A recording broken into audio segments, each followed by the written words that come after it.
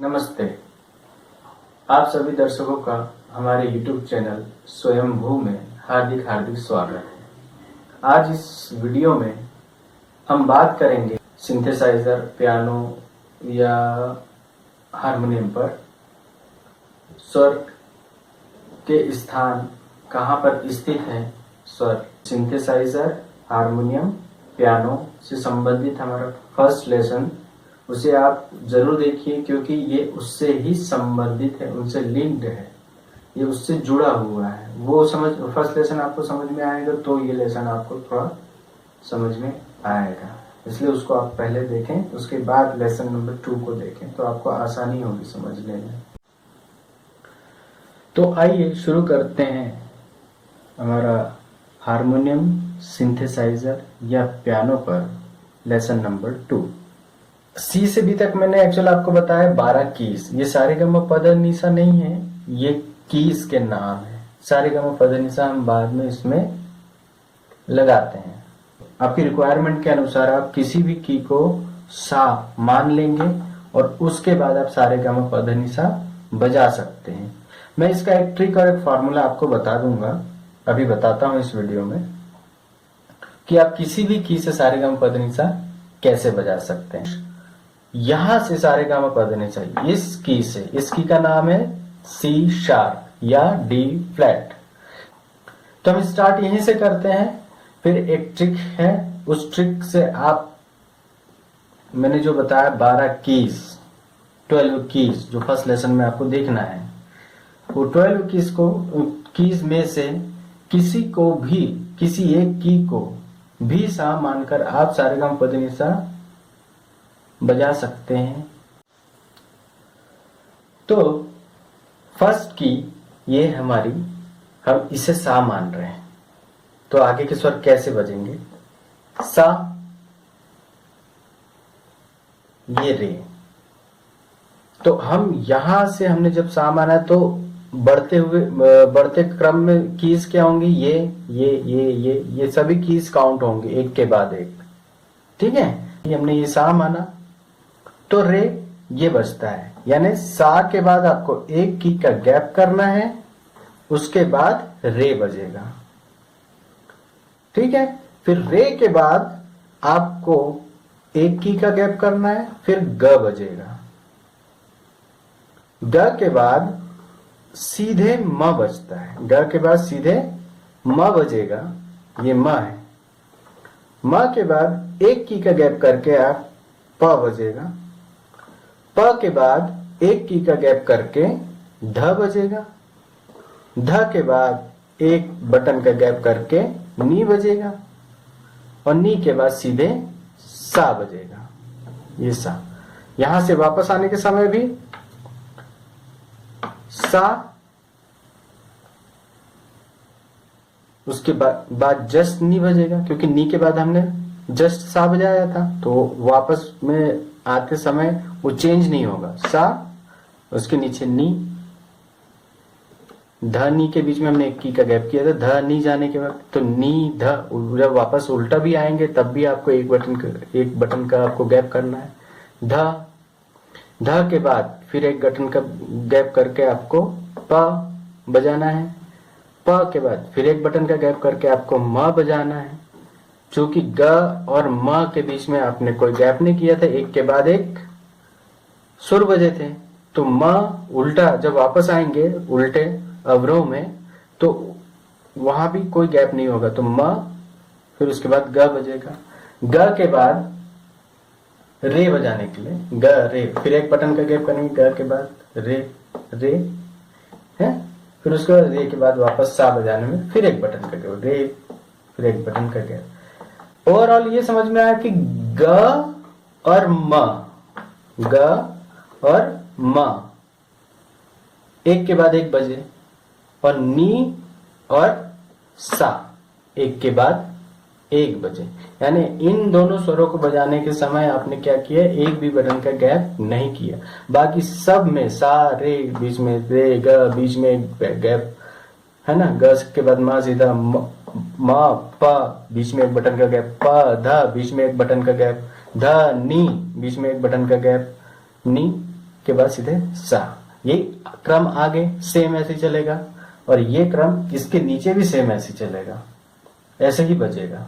तो बेसिकली मैंने आपको यहां से बताया है और उसमें ट्रिक आपको ये बताई है, सा से रे के बीच में एक बटन का गैप, रे से ग के बीच में एक बटन का गैप, ग के बाद सीधे म से प के बीच में एक बटन का गैप, प से ध के बीच में एक बटन का गैप, ध से नी के बीच में एक बटन का गैप और नी के बाद सीधे सा। इसके आगे भी ऊपर यही ट्रिक काम करेगी और इसके सा के नीचे भी यही ट्रिक काम करेगी। ये सब शुद्ध स्वर से रिलेटेड लेसन है, अभी चल रहा है, शुद्ध स्वर बज रहे हैं पूरे इसमें, ठीक है। अभी बाकी के स्वर के प्रकार वगैरह हम आगे करवाएंगे। अब स्केल चेंज करके देख लेते हैं। जैसे इसको सा अगर ना मानना चाहते हैं, यहाँ सा आपको सूट नहीं हो रहा, आपको थोड़ा ऊंचा करना है सा, तो आप अगर इसको मानना चाहें या किसी भी की को माने, इसको मानना चाहें, इसको सी से देख लेते हैं। तो सी, ये सी है, सी, इसके आगे एक का गैप डी है ना, तो सी या सा, एक बटन का गैप करके एक बटन का गैप रे, फिर एक बटन का गैप ग के बाद सीधे म के बाद एक बटन का गैप करके प के बाद एक बटन का गैप करके ध के बाद एक बटन का गैप करके नी और नी के बाद सीधे सा, ग म और नी सा। हमने एक के बाद एक बजाया, कोई भी बटन का गैप यहाँ नहीं किया है हमने, बाकी सब में एक एक बटन का गैप किया है। तो यह हमारा फाइनली क्या बजा,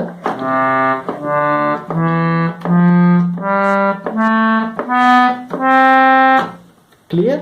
अब उसी तरीके से हम दूसरी स्केल अगर चेंज कर लेते हैं, जैसे ये, तो इसको अगर सा मान लिया, ई को, ई है सी डी ई को सा मान लिया तो सा, एक बटन का गैप रे, एक बटन का गैप ग, एक बटन का गैप नहीं करेंगे यहाँ पर, ग के बाद सीधे म के बाद एक बटन का गैप करेंगे प के बाद एक बटन का गैप करके ध के बाद एक बटन का गैप करके नी और नी के बाद सीधे सा। देखिए ग म और नी सा, एक के बाद एक ग म नी सा हमने बजाया, सब में बाकी एक एक की का गैप किया है। तो फाइनली क्या बजेगा, वो सा,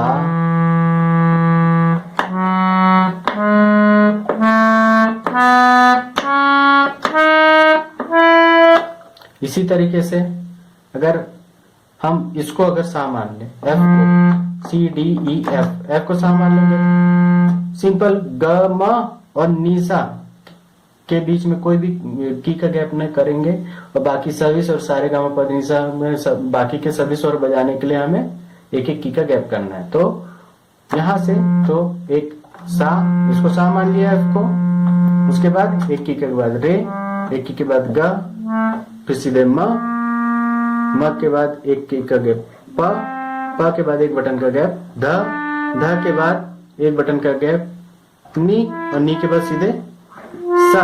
तो फाइनली क्या बजेगा,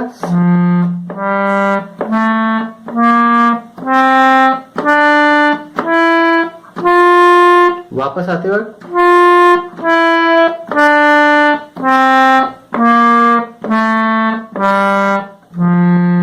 उन 12 कीज में से आप किसी भी की को अपनी रिक्वायरमेंट के अनुसार अपना सा बनाकर सेट कर सकते हैं, उस पर फिर आगे प्रैक्टिस कर सकते हैं। आपकी जैसी रिक्वायरमेंट हो वैसा आपका सा हो सकता है। अगले जो लेसन्स सिंथेसाइजर, हारमोनियम या पियानो से रिलेटेड आएंगे तो वो इसी से लिंक्ड होंगे, इसलिए आपको पिछले लेसन 1 बाय 1 देखना जरूरी है ताकि हम आगे के लेसन समझ सके। तो बेसिकली आज आपने इस लेसन में यह सीखा कि स्वर कैसे निकलेंगे, उनकी स्थिति क्या है, सिचुएशन क्या है, पोजीशन क्या है कीज की वो स्वर बजाने के लिए, वो ट्रिक क्या है जिससे हम स्वर निकाल सकें। ओवरऑल ये ट्रिक केवल समझने के लिए है कि आप कैसे निकाल सकते हैं। स्केल पिच चेंज करने पर पूरा ट्रैक आपको याद हो जाना, ये प्रैक्टिस पे होता है।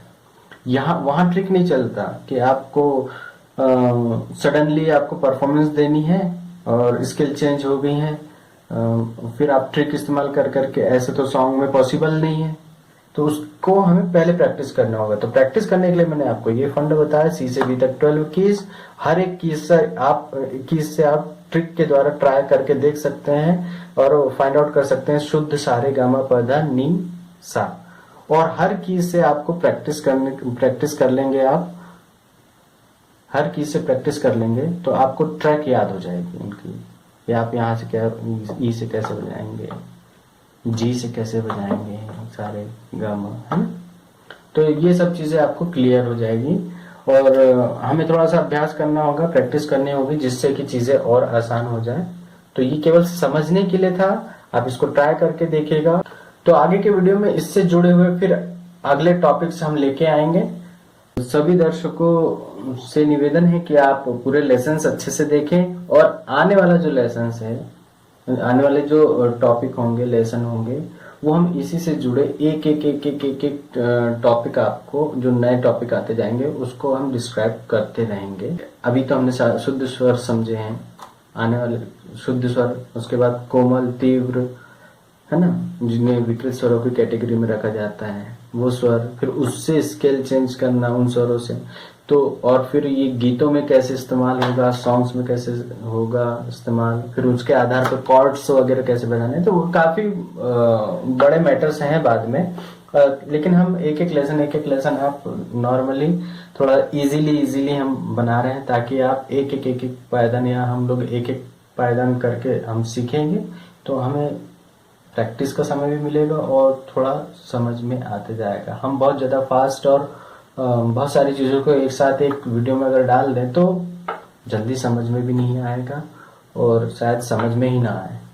इसलिए हम तो आने वाला जो टॉपिक होगा वो इससे थोड़ा सा और आगे का स्टेप होगा। तो आप कृपया आने वाले वीडियो के लिए भी वेट करें और उसे देखें। हम आशा करते हैं कि आपको यह लेसन पसंद आया। यह वीडियो में जो जानकारी दी गई आपको उपयोगी लगी होगी। अगर आपको यह जानकारी अच्छी लगी तो आप इसे शेयर करें, इस पर कमेंट करें, इस वीडियो को लाइक करें और इसी तरीके की अच्छी जानकारियों के लिए हमारे चैनल को सब्सक्राइब करें। धन्यवाद।